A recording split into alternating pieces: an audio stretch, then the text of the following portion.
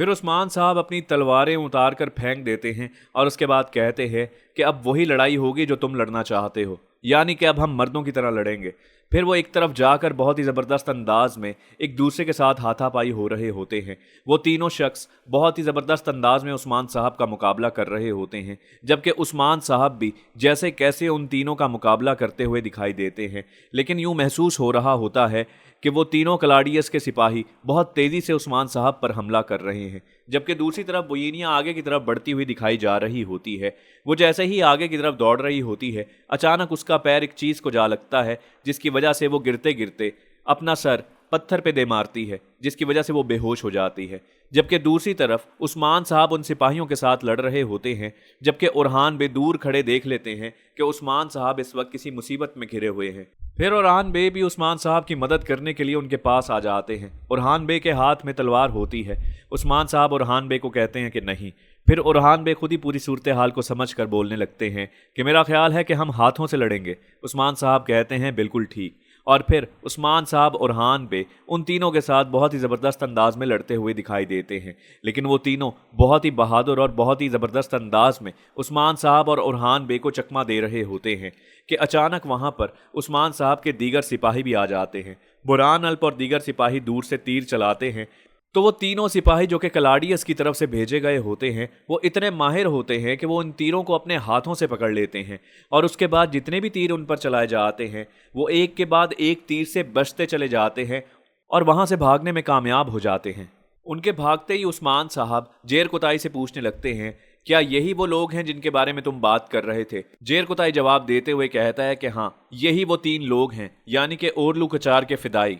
उरहान बे जवाब देते हुए कहते हैं, इसका मतलब ये है कि जो मकसद ओरलू कचार ने बना लिया है, जब तक वो उसको हासिल नहीं कर लेगा वो अपनी चालों से बाज नहीं आएगा। जबकि जवाब में ये कहने को मिलता है कि वो जितनी भी चालें चल ले, इंशाअल्लाह वो तमाम तर चालें उस पर उलट जाएंगी। दूसरी तरफ जंगल के एक और मकाम का मंजर दिखाया जाता है, जहां पर बाला खातून और सोफिया हलीमा की तलाश जारी रखे हुए होती हैं और बाला खातून हलीमा का नाम पुकार रही होती हैं कि अचानक उनकी नज़र पड़ती है कि हलीमा सामने मौजूद है, लेकिन निढाल है और गिरी हुई है।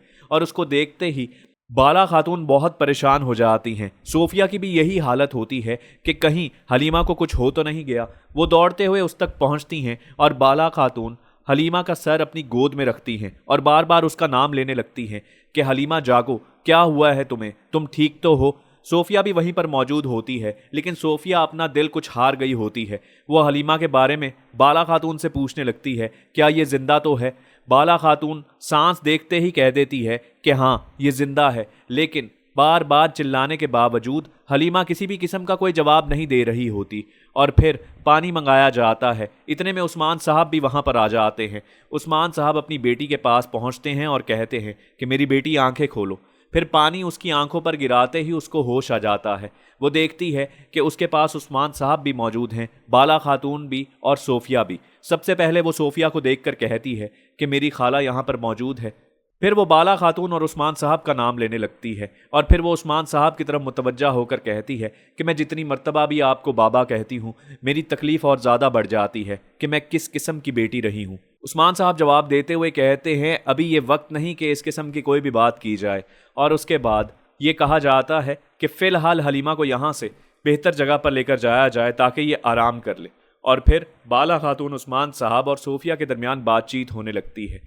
और फिर उस्मान साहब बताते हैं कि हलीमा के पीछे पहले से कुछ लोग थे। जब बाला खातून उनसे पूछती हैं कि कौन उनका पीछा कर रहा था, उस्मान साहब नाम लेते हुए कहते हैं कि ओरलू कचार। और फिर ये सुनते ही सोफिया कहती है कि मैंने आप लोगों को पहले भी कहा था कि वो अपने मुआहदे से पीछे हट चुका है, यानी कि वो हमारा इत्तेहादी नहीं रहा। अब तो आपको यकीन आ गया। बाला खातून नहायत परेशान होकर उस्मान साहब से सवाल करने लगती हैं कि कहीं अलाउद्दीन बे इस वक्त उसी के कब्जे में तो नहीं है। उस्मान साहब अभी इसका कोई जवाब नहीं दे पाते। फिर जंगल के एक और मकाम का मंजर दिखाया जाता है, जहां पर हसन और कोजा उन्हीं तमाम तर निशानात को तलाश करते हुए आगे की तरफ बढ़ रहे होते हैं और उनके दरमियान बातचीत जारी होती है, जिसमें कूजा हसन से कहते हैं कि मेरा ख्याल है कि हम जल्द अज जल्द उस मकाम तक पहुंच जाएंगे। हसन कहता है कि बहुत जल्द, और उसके बाद उन काफिरों को पता चलेगा कि उन्होंने किससे पंगा लिया है। अभी ये बातचीत जारी होती है कि अचानक एक तीर आकर हसन को लगता है और जैसे ही वो दोनों देखते हैं तो सामने मौजूद बाज़ंतीनियों का बड़ा कमांडर होता है और फिर उसको देखकर کوجا کہتے ہیں کہ تم ایک خبیث شخص ہو جس نے چھپ کر ہم پر حملہ کیا ہے، یعنی کہ تم پہلے سے ہمارا تعاقب کر رہے تھے۔ وہ جواب دیتے ہوئے کہتا ہے کہ بالکل درست کہا، تم عثمان صاحب کے وہ کھلے شکاری ہو جو سمجھتے ہیں کہ کسی بھی چیز کا شکار کیا جا سکتا ہے، لیکن آج وہ خود شکار ہونے والے ہیں۔ لہٰذا شکار کے اصول کیا ہوتے ہیں آج تم بہت اچھے سے سمجھ جاؤ گے۔ ابھی وہاں پر لڑائی ہونے ہی لگتی ہے کہ کوجا وہاں پر موجود ایک سپاہی سے کہتے ہیں کہ جیسے ہی ہم یہاں پر لڑنے میں مصروف ہوں گے تو آپ یہاں سے نکل کر جلد از جلد عثمان صاحب کو خبر دے دیں گے کہ ہم کہاں پر موجود ہیں اور اس وقت کیا صورتحال جاری ہے، اور پھر جیسے ہی لڑائی شروع ہوتی ہے تو وہ شخص وہاں سے نکلنے کی کوشش کرتا ہے تاکہ عثمان صاحب کو خبر پہنچا دی جائے، جبکہ حسن، کوجا اور وہاں پر موجود تمام تر مسلمان سپاہی بہت ہی زبردست انداز میں بازنطینی سپاہیوں سے لڑ رہے ہوتے ہیں، اور پھر موقع دیکھتے ہی کوجا حسن سے کہتے ہیں کہ فی الحال ہم ان سے نہیں لڑ سکتے، لہٰذا ہمارا یہاں سے نکلنا ضروری ہوگا۔ میں یہاں پر عثمان صاحب کے لیے ایک نشانی ضرور چھوڑوں گا۔ وہاں موجود درخت پر ایک نشانی لگا کر حسن اور کوجا آگے کی طرف دوڑ لیتے ہیں، اور پھر کوجا وہاں پر موجود اپنے سپاہیوں سے کہتے ہیں کہ جلد از جلد آپ بھی پیچھے کی طرف ہٹیے اور یہاں سے نکلنے کی کوشش کیجیے۔ جیسے ہی یہ تمام تر لوگ آگے کی طرف بڑھ رہے ہوتے ہیں تو وہ کمانڈر کہتا ہے کہ میں یہی تو چاہ رہا تھا کہ تم خود نشانی دے کر عثمان کو اس جگہ پر بلاؤ جہاں پر پہلے سے ہم نے عثمان اور تم لوگوں کے لیے جال بن رکھا ہے۔ دوسری طرف جنگل کے اسی مقام کا منظر دکھایا جاتا ہے جہاں پر کلاڈیس اپنے تمام تر لوگوں کے ساتھ علاؤالدین بے اور گونچا خاتون کو زندان میں بند کیے ہوئے ہوتا ہے۔ زندان میں علاؤالدین بے اور گونچا خاتون کے درمیان بات چیت جاری ہوتی ہے، جس میں گونچا خاتون علاؤالدین بے سے کہتی ہے کہ صوفیہ نے یہ کیا کیا؟ اگر مریم ہماری بہن ہے یعنی کہ حلیمہ ہے تو اس کے دل میں کتنی نفرت بوئی گئی ہوگی۔ اور پھر علاؤالدین بے کہنے لگتا ہے کہ اس شیطانی خاتون نے اپنا شیطانی پن دکھایا۔ آخر کوئی بھی دشمن یہ کام کیسے کر سکتا ہے کہ ایک معصوم بچی کے دل میں اسی کے گھر والوں کو لے کر اتنی نفرت بھر دی جائے کہ اس کو اپنے تلوار اور ہتھیار کے طور پر استعمال کیا جا سکے؟ اس شیطان عورت کا کیا کیا جا سکتا ہے؟ ابھی یہ بات چیت جاری ہوتی ہے کہ اسی دوران کلاڈیس علاؤالدین بے کے پاس آ کر ان کو جان کر چڑھانے کی کوشش کر رہا ہوتا ہے اور طرح طرح کی باتیں کرتا ہے کہ دیکھو، اگر سردار بھی میرے پاس ہے اور سردار کی بیگم بھی میرے پاس ہے تو ممکن ہے کہ سردار کی بیگم حاملہ ہو، یعنی کہ جو تقدیر تمہاری لکھی ہے وہی تقدیر آگے بٹے گی تمہاری بیگم میں اور تمہارے آنے والی اولاد کے اندر، اور تمہاری بہن کے ساتھ بھی ایسا ہی ہوگا جس کی تلاش میں میرے لوگ نکلے ہوئے ہیں۔ علاؤالدین بے جواب دیتے ہوئے کہتے ہیں میرا خیال ہے کہ تم المدینۃ الفاضل پڑھ رہے تھے۔ یہ سنتے ہی وہ تھوڑا سا حیران ہوتا ہے اور علاؤالدین بے کی طرف مزید متوجہ ہو جاتا ہے، اور پھر علاؤالدین بے کہتے ہیں کہ المدینۃ الفاضل پڑھنے کے باوجود تم نے اس سے کوئی سبق حاصل نہیں کیا۔ حضور حضرت محمد مصطفیٰ صلی اللہ علیہ وآلہ وسلم کی تعلیمات نے تمہارے دل میں کوئی اثر نہیں کیا۔ کیا تم نے اس کتاب میں یہ نہیں پڑھا کہ جنگ بھی ہو تب بھی بوڑھے، بچے اور خواتین ان کے ساتھ کچھ نہیں کیا جا سکتا؟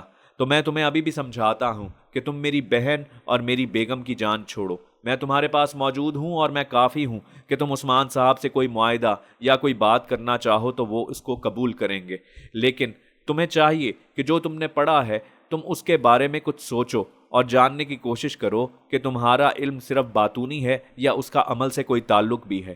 جس پر کلاڈیس جواب دیتے ہوئے کہتا ہے کہ تم نے بہت زبردست درس دیا۔ اس سے یہ بات واضح ہوتی ہے کہ تم نہ صرف لڑاکو ہو یعنی کہ ایک چرواہے، اس کے علاوہ تم علم رکھنے والے بھی ہو۔